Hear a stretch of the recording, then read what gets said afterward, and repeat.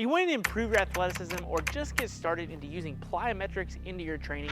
Well, this 5-step system is going to ensure that not only do you improve your athleticism and implement plyometrics properly, but overall it's going to make you a better athlete or optimize your training. Let's get into it.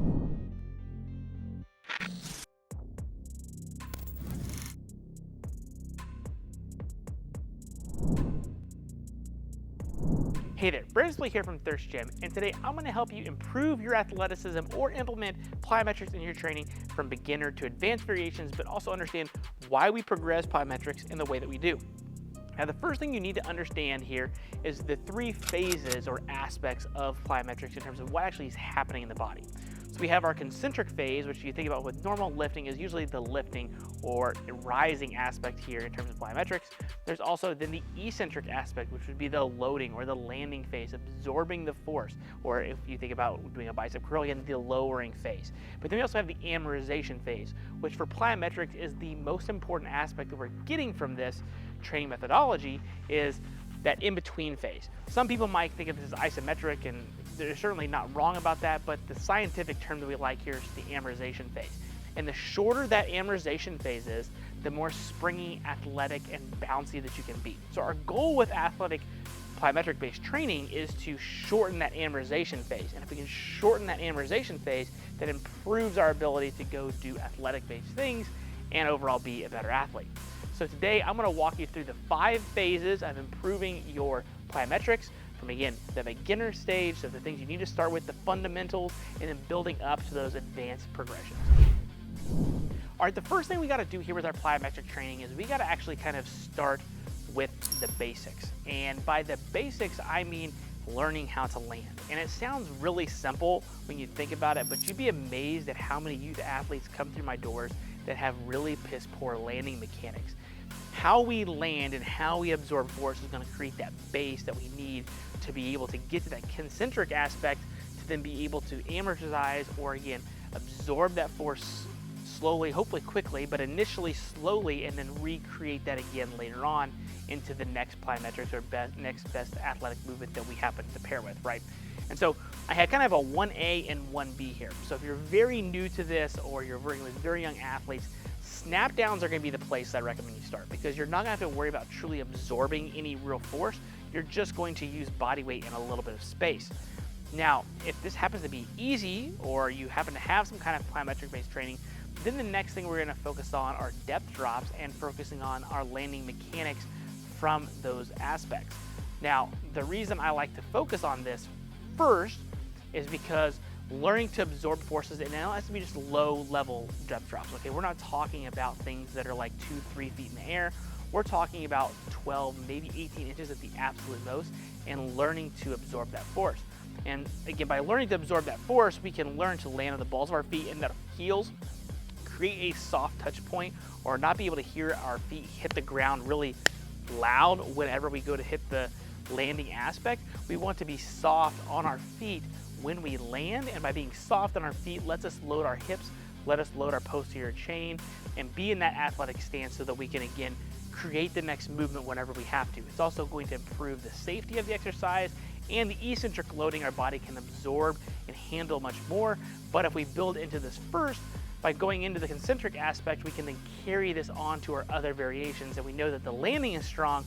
Now we can actually develop force and express that force, knowing that we can absorb that force in a much better perspective. All right, the next step is then going to be implementing box jumps, or something that gets our feet elevated when we actually go to jump. Now, the reason box jumps are so popular is because we can express that force, we can jump as high as we possibly can, but we're bringing the ground up to us. So we're not having to absorb as much of the forces that we were with like a depth drop, but now we can practice expressing our maximal effort intent and get more repetitions in without having all those high level of ground contact forces go through our body repetitively over and over. But if you notice that you do a lot of high ground contact based things first, the first thing that people are going to complain about is they're going to be shin splints or their knees. And that's just telling you right now that you're done too much work that your body and your tendons can't handle, and your body is saying, whoa, let's stop doing what you're doing, we need to recover from what we're doing. So if you do your depth drops first and your snap downs and you work on those landing mechanics, you build some of that tissue resiliency and tendon resiliency early on in your training. Then going into a box jump variation is then going to let you express that power, and then you've got the landing mechanics down as well. And so now we're kind of building into the gap of getting to more advanced and intermediate based exercises. But again, while a box jump seems very basic in nature to most people, it's a great place for most people to start once they've got their base down of how they're actually going to land. All right, now the next step is going to be taking our jumps without the box. So these can be different body weight vertical based jumps. We can do different hurdle based hops, but I usually recommend starting on things that's going to what I call a dead stop, where we focus on absorbing the force as well as creating the force. So by taking the box away, now we're just going to jump as high as we can in place, or over a hurdle, or over some kind of object, and then landing in that athletic position that we got from our depth drop. And then we're going to repeat that over and over to be able to create some resiliency and get some practice in, and not only creating that force, but now absorbing that force. Creating that force and absorbing that force.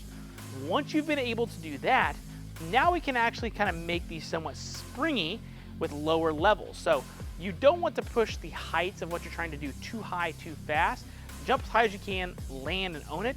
But then if you're going to get different variations involved or different jumps successfully included into your one set or one rep, then you want to make sure those are somewhat fluid again, that you're still relatively soft on your feet and you're just trying to continue to go, and you're going to use that stretch shortening cycle to your advantage so that you can create as much force and absorb that force into the next exercise or the next jump. If you happen to push this too fast, again, you're going to make your knees and ankles and shin splints probably a little bit cranky. So that's why I recommend starting with different lower heights or lower intensities and building up over time here, because again, if you push too hard too fast, your body's going to let you know about it. But it is important to understand that you've got to be able to absorb those forces and create those forces and get the most out of the stretch shortening cycle. We can't just do a jump and land all the time and expect to be incredibly springy. We're going to have to train somewhat springy to get springy and to build those tendinous adaptations. But again, my recommendation is to start on the low end and build up over time. But now you should be ready to be able to actually create force and absorb force, and then get to the point that you're actually doing that repetitively over and over. All right, now that you're actually creating that force, absorbing that force, and implementing that into a couple different variations, now what we can do is an actual depth drop to a different variation. But by using the depth drop, we're actually going to use this at a level that's higher than we're used to performing. So for example, if my vertical jump is 18 inches, I want to try to find a depth drop that's going to challenge that. You may start off at 16 or 18 inches at first, because that's usually as high as you can get to, again, build a little bit of resiliency and get used to the exercise. But then the goal is to get that box higher than what you can actually jump and land from, because now we're increasing the forces that our body is going to have to feel that we normally couldn't get, right? If you think about general progressive resistance training, you try to add more load for either a certain number of sets and reps or whatever than you haven't done in the past to get the body to adapt. And depth drops are the exact same thing, but now we're going to use that to be springy into the next exercise. So the very common one is going to be a depth drop to a box jump, okay? So you're going to take a depth drop or a box that you're standing on that's higher than your vertical. You're going to jump off or step off the box ideally. You're going to land in that athletic base position and then create as much force as you can onto the next box. And so we talked about that amortization phase, or that period between the eccentric loading and creating the concentric. And by having a higher box, it's going to lengthen out our amortization phase. And while we want to shorten that, we do have to give our body more forces than we're used to feeling. And so by creating a longer amortization phase, now we're going to get the stretch shortening cycle to get more involved, because we're going to get a bigger stretch, because we're getting more forces through the body to then be able to create and express the next jump that we're going to do. So the key thing here is if you push that height too high too fast, you're going to feel when you land like your butt's going to continue to sink and you're going to be glued to the floor before you go. That's why you only have to do this 3 to 6 inches early on of just a little bit more than what your vertical jump is, to be able to see the benefits. And then you progress this over time, again, to be able to absorb more of those forces, and then it'll let you create more of those forces as your stretch shortening cycle and your tendons and ligaments actually adjust and adapt over time. All right, and the final piece here, or the final step of this, is now getting into more advanced variations of these. So you can do that depth drop to, say, a lateral bound, or to a reactive broad jump, where you're doing several jumps after the depth drop, or you're just doing several different jumps in different variations. You're rotating and landing. You're going from 2 legs to 1 or 1 leg to 2. You're starting to combine the plyometric exercises you're doing and making them more complicated and advanced. And again, these are generally going to be for people that have plenty of plyometric training in their arsenal and they're got the basics down. They have a good general base of strength. You'll see research saying that you'll squat between 1 and 2 times your body weight to be able to do plyometric training. I think that's a little bit farce. I do think picking the right plyometric exercise is more important to meet the athlete or the person where they are versus just making a very mundane statement of you got to be able to squat X, Y, Z. While I do think that's not bad to have general strength, and again, you should be pairing your plyometrics with some kind of general strength of some nature, having the advanced variations pushed too early can again result in overuse issues with the knees, ankles, and shin splints and things of that nature. So to get to this level, most people are going to need a decent amount of time before they get too crazy with their advanced plyometrics, but do know that that is the final step, is learning how to take these different things that we talked about and start combining them and then getting into single leg variations and ultimately looking at what sports you do. And then taking these plyometrics and mirroring them to what you do in sport to be able to prepare your body better. But there's also a generalized aspect as well, is that you do need to do general plyometrics to stay athletic and train in different variations and different planes that you may not get. So this 5th step here is really just going to be have fun with it, challenge your plyometric ability. Once you've got these other 4 steps behind you mastered, now you can really experiment, and really your imagination is the only thing that's going to limit you here in terms of what you can do with your plyometric. Now, I know what you might be thinking, how do I go about implementing this? How many sets, how many reps, how much frequency, how do I program plyometrics into my training program? Well, the first thing you got to understand here is less is more when it comes to plyometric training. Plyometrics are not conditioning. These are high effort, high level exercises, and they demand respect. And the higher level of effort that you give to every single rep and every single set, the more that you'll get from it. You have to give 100% to every rep that you're doing to truly maximize and benefit from plyometric training. For example, you don't want to do sets of 15 on your box jumps. That volume is too high. There's no way you're giving as much effort and intent on rep 15 as you are rep 2 or 3. So generally you'll see in most plyometric training, again, this is very generalized and will depend on the variation, but usually you're going to find your reps between 2 to 5, maybe 6 reps in most cases. Okay, you can make cases for other things, but in general, those reps are on the lower side. And in return, we begin, if you want to make improvements, you increase the number of sets over time. So you may start with just 2 or 3 sets of, again, 3 to 5 reps of most plyometric variations to get the hang of it, and then you slowly start chipping away at adding more sets over time. Now, you can only do so many sets in a given session before it becomes too much that you can handle from that session, or again, you're not getting high enough quality effort. So then you're gonna start adding other days in. So you might have a second day or maybe even a third day as you progress throughout your plyometric training journey. But most cases than not, 1 or 2 days a week for most people is going to be enough to check a lot of your boxes. Then you wanna make sure that you're handling different variations and different planes of motion. Okay, so by just doing vertical means we're generally only gonna get good at vertical-based plyometrics. There is some carryover, especially the newer you are, you will get some bleed over into like a broad jump or a lateral bound. But generally speaking, power is pretty plane specific, right? So you have to think about what we're doing and then picking the appropriate plyometric for that sport or that demand that you're trying to get. In general, for me, when I work with athletes, I try to hit the big 3 first. I try to make sure that we hit some kind of vertical plyometric, we hit some kind of horizontal plyometric, and then we get some kind of lateral plyometric. And the reason I do this is that most sports generally have to go up, forward and back, and side to side. And so if we're checking those boxes, those 3 major boxes every single week, usually we're gonna see some pretty good progress in that athletic performance for that particular athlete. Now, the next thing that you have to understand here is that once we've got our sets and our reps done, and we've got through our general plyometric progression, you're kind of picking and advancing your exercises over time. Usually you're gonna want to run the same exercise for 3 to 6 weeks. Snap downs might be able something you can bypass pretty quick, and same thing with regular box jumps. After 3 weeks, you might be able to move on to the next thing.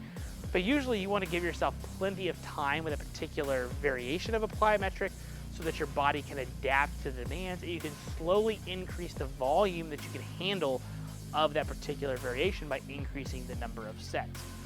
So we've got the sets covered, we've got the reps covered, we got how many days a week, again, 1 to 3, but you're gonna kind of pick. Next comes in how do you implement it with your overall training approach, right? Should you have just a plyometric day? Do you do it with your strength training? Do you do it before? When does it go? How does that all work? In most cases, for the average person that's kind of crunched for time, okay, you're working out 2 or 3 days a week at the absolute most, usually you're gonna do your plyometrics early on in your training session. It's gonna be, do your warm up, and then you're gonna go straight into your plyometrics. And the reason we wanna do this is, one, we wanna be as fresh as possible, so because again, we want to give it a high level of effort, but also if you're pairing or doing strength training in the same session, it's gonna help prime your body for the strength work that you're doing. So think of this almost as extended warm up. While it's not, you're gonna get some CNS adaptations from that, from being primed from doing those, to now be able to maximize your strength work, okay? The other thing that you can do here is you can actually take your plyometric and pair it with your strength exercise. So post-activation potentiation, I've got a whole thing on that in French contrast training. I'll link that in the description box below. But generally speaking, you can do a compound exercise, and research showed if you do a compound exercise with a plyometric, that plyometric is going to see an upregulation and output because the nervous system is going to be primed and ready to go. Because if you think about it, you put 600 pounds on your back and then you go try to jump, it's going to feel like nothing, right? Granted, you don't have to squat that much, but it's an over-exaggeration of what can happen if you happen to do that. So this is a very popular method in most strength and conditioning facilities because, one, it saves on time, and we get that post-activation potentiation to make our plyometrics more advanced and better. Again, it's another advanced variation. I would not recommend you start off with that, but it is something you can consider over time once you get there. If you happen to have lots of time though, then the ideal situation would be to have just a plyometric-based training session where you put your speed in your plyometrics, and that's all that you do, and then you can recover from that, give yourself some rest, have an upper body day, then you can have your actual strength training day, yada, yada, yada.